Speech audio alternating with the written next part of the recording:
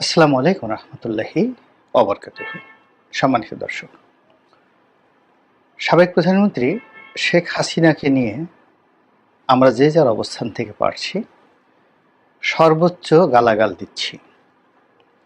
তিনি স্বৈরাচার, তিনি ফ্যাসিস্ট, তার ফাঁসি চাই, তারপর তার গ্রেপ্তার চাই, তার বিচার চাই, আরও অনেক কিছু। তার কর্মজীবন নিয়ে তার আত্মীয় স্বজন থেকে শুরু করে তার সন্তান সন্ততি, তার পিতামাতা ভাই বোন সকলের আমল নামা নিয়ে আমরা ঠিক একেবারে যতটা সমালোচনা করা যায় নেতিবাচক অর্থে তা করছি।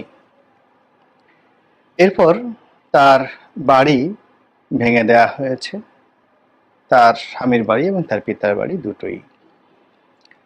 এবং যে বাড়িটিকে তিনি আপন আলয় বানিয়েছিলেন, অর্থাৎ গণভবন, সেখানে পুকুর ছিল, মাছ ছিল, লেক ছিল, মুরগি ছিল, হাঁস ছিল, ক্ষেত খামারি ছিল, এবং মনের আনন্দে তিনি সেখানে কৃষি কাজ করতেন, মাছ ধরতেন। এবং আমরা পরে যেটা শুনেছি যে কাপ্তাই লেক থেকে বড় বড় চিতল ধরে এনে সেগুলো ছেড়ে দেওয়া হতো তাকে খুশি করার জন্যে। যে রাজকীয় বাহিনী ছিল তারা সেই গণভবনের লেকে, তারপর সেই মাছ তিনি ধরতেন, ছবিতে পোজ দিতেন। এবং ওই ভবনটিকে তিনি আগের বার যখন 1986 থেকে 2001 সালে ছিলেন তখন 1 টাকায় নিজের নামে লিখে নিয়েছিলেন। আবার এবার তিনি এমনভাবে বন্দোবস্ত করেছিলেন, তার ক্ষমতার যে খুঁটি এতটা শক্ত ভিত্তির উপর তিনি গেঁথেছিলেন, তিনি স্বপ্নেও কখনো কল্পনা করেননি যে ক্ষমতা তাকে ছাড়তে পারে, তিনি ক্ষমতা ছাড়তে পারেন, অথবা এই ভবন তার ছাড়া লাগতে পারে, অথবা তিনি ছাড়তে পারেন। এই কথা তিনি কখনো কল্পনা করতে পারেন না। বরং তার যারা প্রিয়জন তারা প্রকাশ্যে গোপনে তার জন্য দোয়া করতেন, নিঃসন্দেহে দোয়া করতেন। এর কারণ হলো তার প্রিয়জনদের সবার সেই নিকুচি বা কুষ্ঠি সবই তার কপালের সঙ্গে লিপিবদ্ধ ছিল। তারা জানতো যে এই ভদ্রমহিলা যদি না থাকেন তাদের অস্তিত্ব থাকবেন। এই জন্য তারা 1000 বছর তার আয়ু হোক এরকম দোয়া করতেন প্রকাশ্যে তার সামনে দাঁড়িয়ে। তখন তিনি হেসে দিতেন। তারপর তার সামনে এমন সব স্বপ্ন দেখাতেন, এমন সব পরিকল্পনা উপস্থাপিত হতো যেটি অন্তত 50 বছর, আগামী 50 বছর লাগবে। তাকে স্বপ্ন দেখানো হতো 2041 সন পর্যন্ত তিনি ক্ষমতায় থাকবেন। তিনি মাঝে মধ্যে বলতেন যে আমার তো বয়স হয়েছে, তোমরা বিকল্প মানুষ দেখো, আমি কি সারা জীবন থাকবো? আবার তিনি মাঝে মধ্যেই খুব হতাশাগ্রস্ত হয়ে পড়তেন যে তার অবর্তমানে এই দেশ কে চালাবে। তিনি বিএনপিকে উদ্দেশ্য করে বলতেন যে তোমরা যে এত লাফালাফি করছো, তোমাদের দলে প্রধানমন্ত্রী হবে কে? প্রধানমন্ত্রী হওয়ার মতো কোনো যোগ্যতামূলক লোক কি তোমাদের দলে আছে?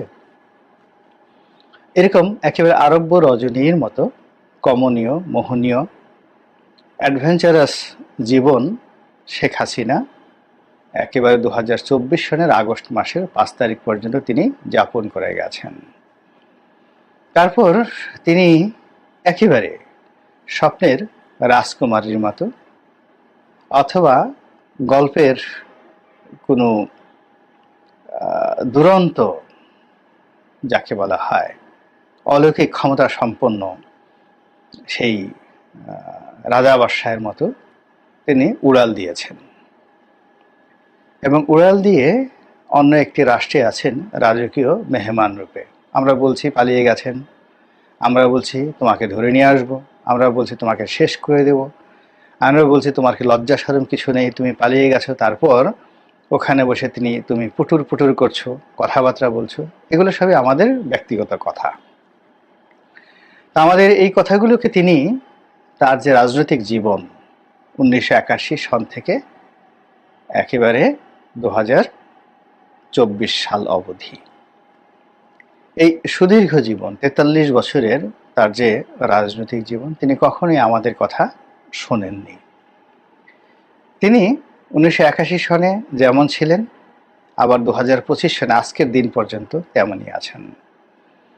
তিনি গ্রেনেড হামলায় আহত হওয়ার পর যখন স্তব্ধ হয়ে গিয়েছিলেন, কান বন্ধ হয়ে গেছিল, তখনও তার ঠোঁট যেভাবে চলেছিল, একইভাবে 2023 সনেও তার ঠোঁট অমনি ছিল, আর এখনও তার ঠোঁট, তার জিহ্বা একেবারে অনুরূপ সেভাবে আছে। তার শারীরিক শক্তি, তার বয়স এখন প্রায় 80 বছর।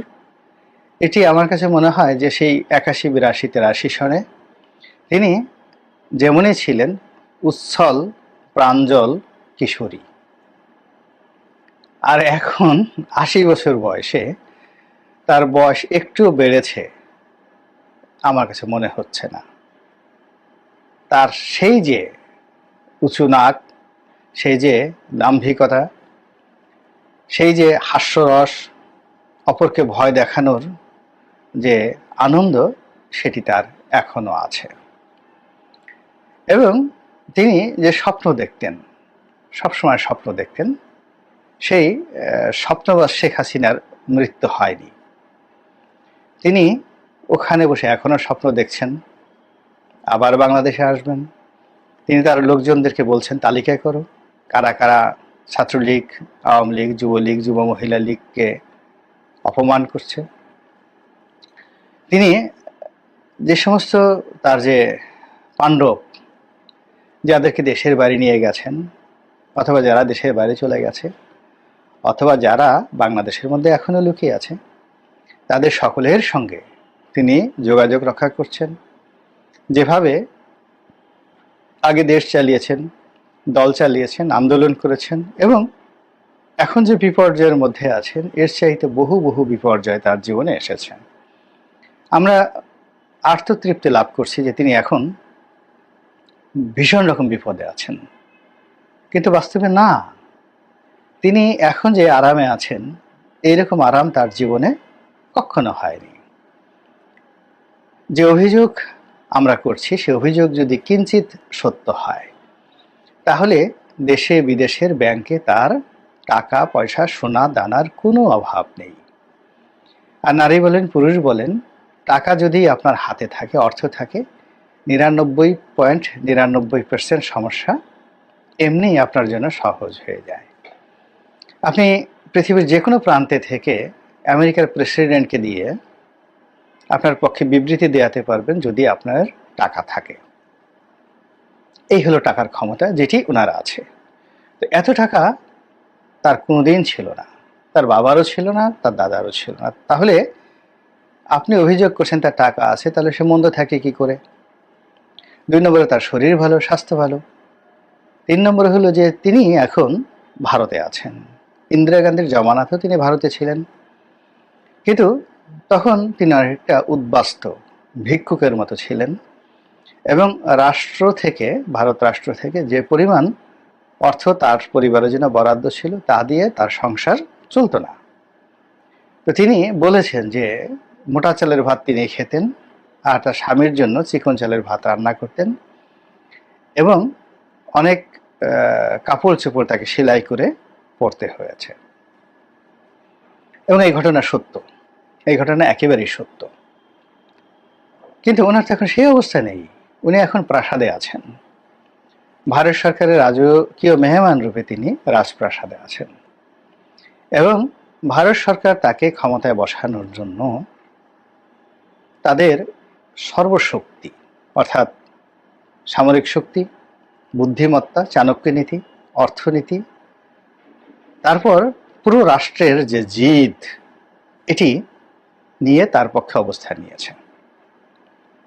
ইউনূস সরকারের অনুনয় বিনয় সত্ত্বেও এখনো পর্যন্ত ভারত সরকার তার সঙ্গে সম্পর্ক স্থাপন করার কোনো চেষ্টা করেনি, বরং সীমান্ত বন্ধ, ব্যবসা বাণিজ্য বন্ধ, ভিসা দেয়া বন্ধ, ইত্যাদি আরো অনেক কিছু। আর এই সুযোগ নিয়ে শেখ হাসিনা তার সারা জীবনের অর্জিত জ্ঞান, ধনসম্পদ, টাকা পয়সা সব কিছুর উপর বসে ফুরফুরে মেজাজে তিনি রাজনীতির চাল চালছেন এবং খেলছেন মোহাম্মদ আলী কেলের মতো। আপনারা জানেন যে মোহাম্মদ আলী কেলের বৈশিষ্ট্য ছিল দুটো। তিনি প্রচণ্ড শক্তিতে নাচতে জানতেন। তার পা এবং হাত একই সঙ্গে যে গতিতে নৃত্য করত, বক্সিংয়ের জন্য নাচত, সেই একই গতিতে তার মাথা, তার ঘাড়, তার কোমর, তার পা সেই মুষ্টিযুদ্ধের মঞ্চে একইভাবে নাচত। এর ফলে কি হতো, তার প্রতিপক্ষকে তিনি অস্থির বানিয়ে ফেলতেন। তিনি রিংয়ে নেমে নাচতে নাচতে পুরো মঞ্চ ঘুরে বেড়াতেন, ডানে বামে, উত্তরে দক্ষিণে, সামনে পেছনে। এত দ্রুত গতিতে তিনি নাচতে নাচতে সামনে পিছনে যেতেন। তার পিছনে ছুটতে ছুটতে তার প্রতিপক্ষ বিশ্ববিজয়ী হেভিওয়েট চ্যাম্পিয়নদের ঘাম ঝরে যেত। তারপর তিনি হঠাৎ করে এক কোণে গিয়ে তিনি ভেংসি কাটতেন।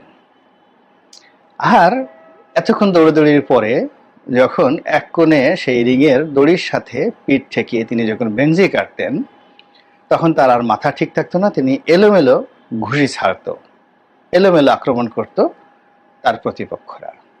আর সেই আক্রমণ তিনি হাত দিয়ে ঠেকাতেন না। তিনি কখনো তার মাথা বাম দিকে নিতেন, কখনো ডান দিকে নিতেন, কখনো বসে পড়তেন। আমরা বরিশালের আঞ্চলিক ভাষায় যেটিকে বলা হয় ফাটকি, মানে ফাঁকি দেওয়া। তো অনেকটা শিশু সুলভ মাথা। তখন এইরকম অবস্থাতে বিশ্বের কোনো হেভিওয়েট চ্যাম্পিয়ন তার মাথায় আঘাত করতে পারেনি, তার বুকে আঘাত করতে পারেনি। তিনি ওই অবস্থায় আবার ভেংসি কাটতেন। তারপর অন্য প্রান্তে গিয়ে তিনি কোমর দোলাতেন, মাজা দোলাতেন এবং প্রতিপক্ষকে টিটকারি করতেন যে মারো, পারলে মারো। মাঝে মধ্যে তিনি নিজের বুকে নিজে ঘুষি মারতেন যে মারো। তো এইভাবে অনেকক্ষণ নাচানাচি করার পরে যখন সেই মানুষটি মেজাজ হারাতো, শক্তি হারাতো, ঘাম ঝরতো, ত্যক্ত বিরক্ত হয়ে তার বুদ্ধি হারাতো, মেজাজ এমন গরম হয়ে যেত, মেজাজ গরম হলে বুদ্ধি থাকে না। আর ওই সময়টিতেই মোহাম্মদ আলী কেলে তার সেরা বক্সিংয়ের যে রেকর্ডগুলো তিনি তৈরি করতেন। কখনো নকআউটে পরাজিত করতেন, তো কখনো ঘুষি মেরে ফেলে দিতেন, কখনো একের পর এক উপর্যুপরি আক্রমণ করে প্রতিপক্ষকে নাজেহাল করে দিতেন। বিশ্ব রেকর্ড। মানব জাতির ইতিহাসে বক্সিংয়ে বা কোন স্পোর্টসে এরকম কিংবদন্তির খেলোয়াড় জন্ম নেয়নি। তো আমাদের এই বাংলার রাজনীতিতে শেখ হাসিনা 81 সন থেকে খেলছেন, এরশাদের সঙ্গে খেলেছেন, খেলে আবার এরশাদকে নিজের পকেটে নিয়েছেন। রাজনীতিতে তার বাবার সঙ্গে যারা খেলেছে, আসম আব্দুর রব, শাহজাহান সিরাজ, মতিয়া চৌধুরী, রাশেদ খান মেনন, হাসানুল হক ইনু, প্রত্যেককে তিনি উলঙ্গ করে ছেড়ে দিয়েছেন। উলঙ্গ করে ছেড়ে তারপরে তাদেরকে নিজের পায়ের কাছে তিনি নিয়ে এসেছেন। কাউকে বিরোধী দলীয়, গৃহপালিত বিরোধী দলীয় নেতা বানিয়েছেন, কাউকে মন্ত্রী বানিয়েছেন, আর অনেক কিছু, অনেক ইতিহাস আপনারা জানেন। তার প্রতিপক্ষ বিএনপি এবং জামাতকে যে শিক্ষা তিনি দিয়েছেন, দাঁত ভাঙা শিক্ষা তিনি দিয়েছেন, এটা তার প্রতিপক্ষ যারা তার কবলে একবার পড়েছেন, তার শত্রুতার মুখোমুখি যারা হয়েছেন, তারা বুঝতে পারেন যে কাকে বলা হয় প্রতিহিংসা, কাকে বলা হয় প্রতিহিংসা। কেউ জীবন দিয়েছেন, কেউ ফাঁসিতে চড়েছেন, জেলে গিয়েছেন, যৌবন গেছে, ব্যবসায় গেছে, বাণিজ্য গেছে, সব কিছু তছনছ হয়ে গেছে। সারাটা রাত ঘুম হারাম করে দিয়েছেন, লক্ষ লক্ষ মানুষের প্রতিপক্ষের ঘুম তিনি কেড়ে নিয়েছেন। তো সেই যে তার যে রাজনীতির যে খেলাধুলা, সেটি থামেনি, কোনো অবস্থাতে থামেনি। আর আমরা এখনো পর্যন্ত তার সঙ্গে খেলার মতো যে চাণক্য নীতি দরকার, শক্তি দরকার, রিংয়ে লাফালাফি করা দরকার, সে অর্থ, সেই বিত্ত, সে কৌশল কোনো কিছু নেই। আমরা শুধু গালাগাল দিচ্ছি, আয় তোকে খেয়ে ফেলবো, মেরে ফেলবো, ইত্যাদি ইত্যাদি, তুই চুকারি। গালি দুর্বলতার লক্ষণ। আর তিনি যা করার তা একের পর এক করে যাচ্ছেন, আর আমরা তার সেই কর্মে তাকে পাঞ্চ মারার চেষ্টা করছি, তাকে না পেয়ে তার বাড়ি ঘুষি মেরে উড়িয়ে দিচ্ছি মোহাম্মদ কেলের মতো। তারপর তাকে ধরার জন্য ছুটে যাচ্ছি টেকনাফ